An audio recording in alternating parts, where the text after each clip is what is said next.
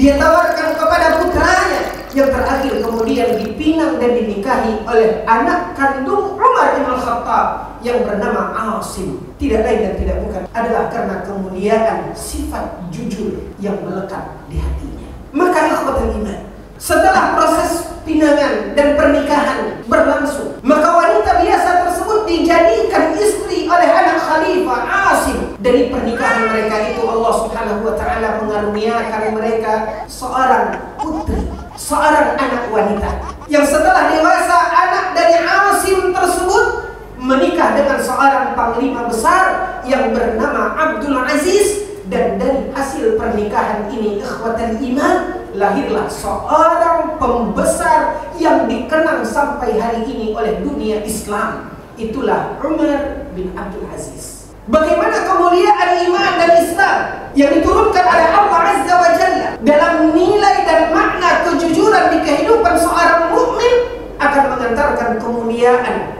akan mengantarkan kebaikan dalam kehidupan manusia.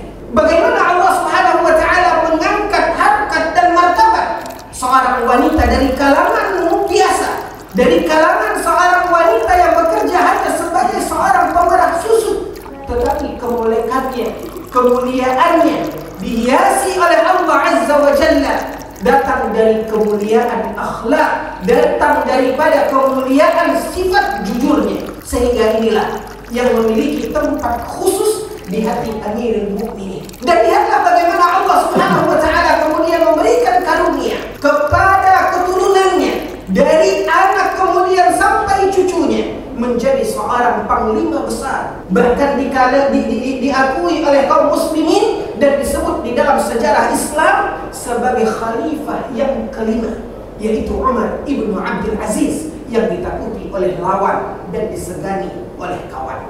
Beginilah kemuliaan dan sifat mulia, sifat jujur yang dimiliki dan dijalankan oleh seorang mukmin. Sebagaimana Rasulullah sallallahu alaihi wasallam juga bersabda, ketika Rasulullah sallallahu alaihi wasallam mengingatkan satu aktivitas yang dijalankan oleh siapapun di dalam kehidupannya. Ketika Rasulullah sallallahu alaihi wasallam berkata kepada para pedagang, kata Rasulullah sallallahu alaihi wasallam, apabila para pedagang itu jujur, kata Rasulullah SAW, maka Allah Subhanahu wa taala akan berikan keberkahan. Maka kejujuran ikhwatul iman akan membukakan pintu keberkahan dalam kehidupan seorang mukmin.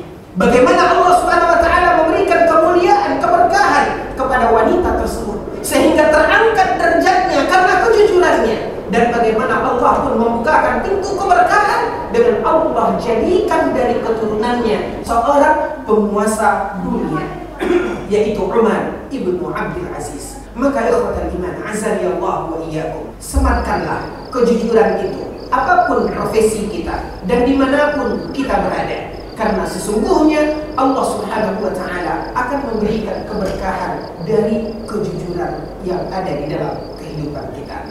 Rasulullah sallallahu alaihi wasallam sebagaimana dikatakan oleh Allah Azza wa Jalla di dalam Al-Qur'an, laqad kana lakum fi Rasulillahi uswatun hasanah.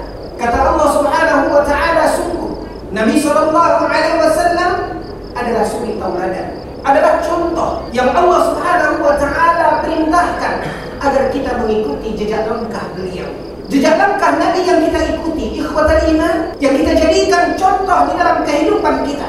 Apakah hal itu terkait dengan masalah akidah? Bagaimana Nabi sallallahu alaihi wasallam membangun nilai-nilai tauhid di dalam jiwanya. Begitu juga di dalam ibadah.